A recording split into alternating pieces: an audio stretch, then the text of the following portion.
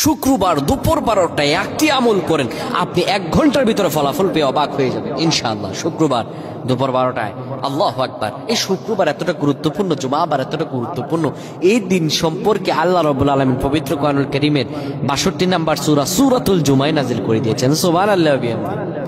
আমার আল্লাহ তাআলা এই দিনকে এত গুরুত্বপূর্ণ করেছেন। আমার আল্লাহ বলেন, ইয়া আইয়ুহাল্লাযীনা আমানু, যারা ঈমান এনেছো, ইযা নুদিয়া লিস-সালাতি মিন ইয়াউমিল জুমআহ, যখন তোমাদেরকে জুমার আযানে ডাকা হয়, ফাসআউ ইলা যিকরিল্লাহি ওয়া দারুল বাইর, দুনিয়ার সব কার্যক্রমগুলো বন্ধ করে দাও, দুনিয়ার সব কার্যক্রমগুলো বন্ধ করে দাও, দুনিয়ার সব কিছু তখন নিস্তব্ধ করে দাও। আল্লাহু আকবার। এই শুক্রবারকে আল্লাহ তাআলা অত্যধিক গুরুত্বপূর্ণ করেছেন। পৃথিবী সৃষ্টি করেছেন শুক্রবারে, আবার পৃথিবী ধ্বংস করবেন শুক্রবারে। হযরত আদম আলাইহিস সালামকে এই পৃথিবীতে পাঠিয়েছিলেন শুক্রবারে, আবার এই পৃথিবী থেকে নিয়ে গিয়েছেন এই জুমাবার শুক্রবারে। হযরত ইউনূস আলাইহিস সালামকে মাছের পেট থেকে বের করেছিলেন এই জুমাবারে। হযরত ইব্রাহিম আলাইহিস সালামকে নমরুদের অগ্নিকুণ্ড থেকে বের করেছিলেন এই জুমাবার শুক্রবার। আল্লাহু আকবার।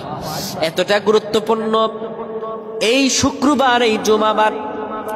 আল্লাহ রাব্বুল আলামিন এই জুমাবারকে এত বরকতময় করেছেন, কোন ব্যক্তি যদি জুমাবারে যখন দুপুর 12টা বেজে যাবে, তখন আপনারা আর কোনো কাজকর্মে থাকবেন না।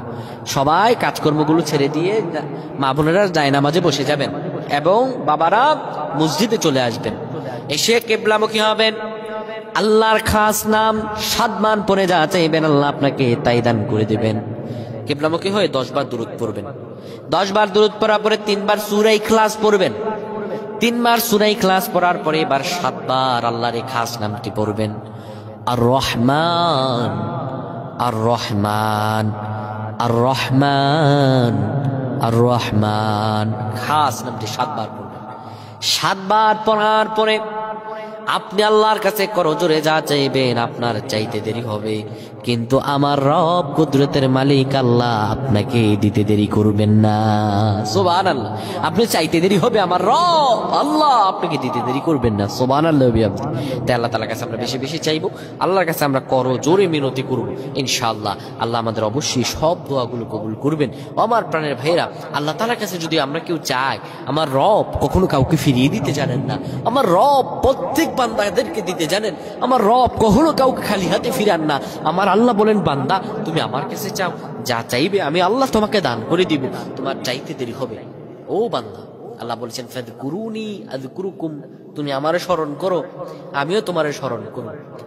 আমার আল্লাহ বান্দাকে স্মরণ করবেন মানে আল্লাহর স্মরণ হলো, বান্দা স্মরণ হলো আল্লাহকে ডাকা, আল্লাহর কাছে চাওয়া। আর আমার আল্লাহর স্মরণ হলো বান্দার চাহিদাকে পূরণ করে বান্দাকে রিজিক দিয়ে পরিপূর্ণ করা। সুবহানাল্লাহ। আল্লাহর রহম হলো, আল্লাহর স্মরণ হলো বান্দাকে রিজিক দিয়ে পরিপূর্ণ করা। সুবহানাল্লাহ। আল্লাহ আমাদের বেশি বেশি বুঝার তৌফিক দান করুক। আমরা পড়ছি আল্লাহুম্মা আমিন।